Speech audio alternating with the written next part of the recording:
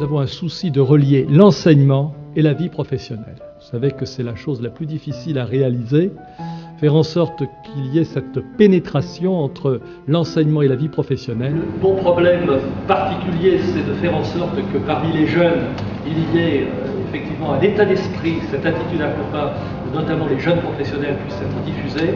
Et c'est la raison pour laquelle j'insisterai tout particulièrement cette année avec le concours de ceux qui, au conseil d'administration, m'apportent leur soutien, avec le concours des mécènes, avec le concours de l'association, avec le concours des bénévoles, de développer principalement les conventions que nous pouvons avoir et que nous passerons avec des jeunes professionnels qui, comme Aude, qui, comme Pierre-Charles, qui, comme d'autres, peuvent venir nous apporter leur concours et leur jeunesse et leur imagination et leur dynamisme. Et c'est surtout sur eux que je compte.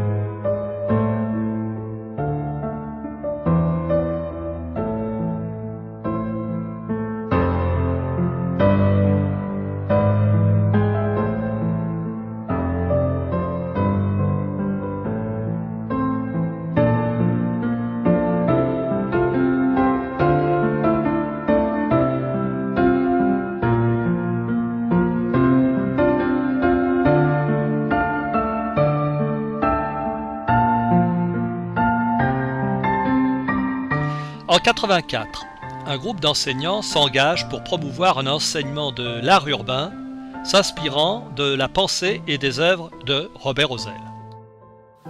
Alors le séminaire Robert Ozel a depuis quelques années défini l'art urbain comme étant l'ensemble des démarches pluridisciplinaires conduisant à créer ou à transformer des ensembles urbains avec un souci d'évaluation de la qualité architecturale, de la qualité de la vie sociale et du respect de l'environnement.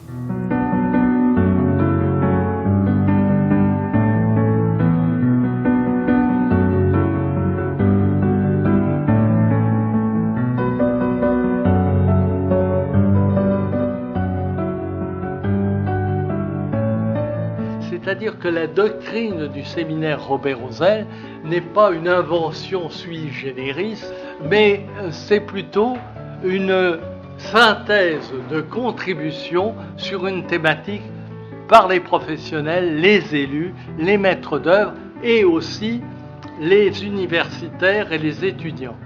Donc nous arrivons chaque année à produire un document de synthèse. C'est pas encore parfait, mais ça va venir, on cherche toujours à s'améliorer. Eh bien, si j'avais à dire quelle est la philosophie du séminaire Robert Ozel, je dirais que nous n'avons rien à nous, c'est vous qui apportez tout, et nous on essaye simplement de mettre tout ça en perspective dans le cadre d'un dossier pédagogique qui est à votre disposition tous les ans sur le thème annuel. J'ai noté que la moitié de la population française, et j'ai emprunté ça à Philippe Madec, habité des villes de moins de 10 000 habitants, et donc il y a, et c'est aussi notre contribution au Grenelle de l'environnement, de considérer que c'est un enjeu très important que sont les petites villes et leurs environnements immédiats communautaires, et que c'est là que doit se porter le développement urbain. Sur les études en amont, là aussi, il y a une sorte d'unanimité qui se fait et qui consiste surtout à demander aux élus, aux maîtres d'ouvrage, de prévoir et donc de payer les études en amont qui sont nécessaires pour justement réfléchir, partager un souci sur justement la demande des habitants et qu'il appartient aux maîtres d'ouvrage de pouvoir mettre la main à la poche pour organiser ces études. Et de même que pour la gouvernance, de la susciter, et de la susciter avec un certain nombre de moyens pour qu'elle soit pour qu'elle puisse mieux prendre en compte les réflexions et les suggestions des habitants. La conception d'un quartier ne doit pas être faite de façon isolée comme par le passé assez récent, nous avons l'habitude d'avoir. Il faut intégrer les différentes échelles pour pouvoir aménager une partie de territoire. C'est-à-dire que, ça peut sembler une évidence, mais une partie de territoire ne peut se penser que dans ses relations avec les territoires plus grands. Et c'est vrai que lorsqu'on intègre la nature dans ce qu'on appelle improprement la ville, mais nous n'avons pas trouver d'autres expressions pour se faire comprendre, c'est vrai que c'est important d'avoir ces différentes échelles. L'esprit écologique doit aller dans la rénovation urbaine, dans les centres-villes, dans tout ce qui caractérise justement la vie dans nos cités, dans nos ensembles urbains. Oui, les habitants, c'est l'essence, il y a l'URBS et le civitas.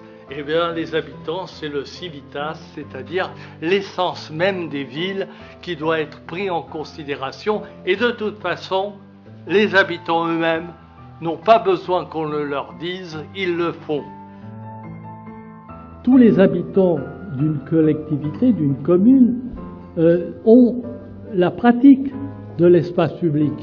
Les grands comme les petits, les riches comme les pauvres, tout le monde se trouve à égalité dans l'espace public pour faire le meilleur, même le pire aussi. Et c'est en cela que l'espace est l'essentiel de l'art urbain et que justement le séminaire Robert Rosel vise justement à faire en sorte que l'espace public soit mieux pris en considération dans le cadre de tous vos travaux. Le sensible et la poétique de l'espace public relève pour une grande part de la responsabilité des maires et du caractère de chacun.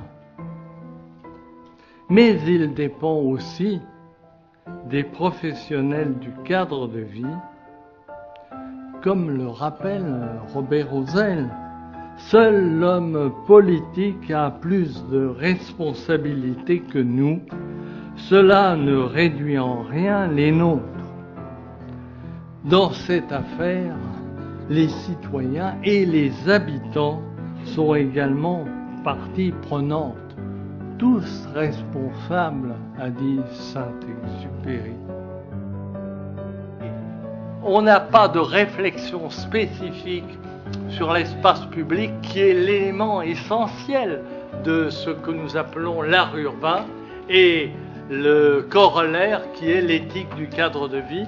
Et je voudrais en terminer là-dessus parce que il est important que ces principes de l'éthique du cadre de vie soient pris en compte en conscience chez tous ceux qui sont les acteurs et surtout les professionnels de l'aménagement. C'est-à-dire qu'il faut qu'il y ait des études de cas, il faut que tous ces acteurs qui ont une part de responsabilité aient une conscience pour faire valoir ce à quoi nous souhaitons, c'est-à-dire qu'il y ait une autorité morale et technique parmi les professionnels qui permet là aussi de faire l'équilibre entre le pouvoir politique et le pouvoir socio-économique.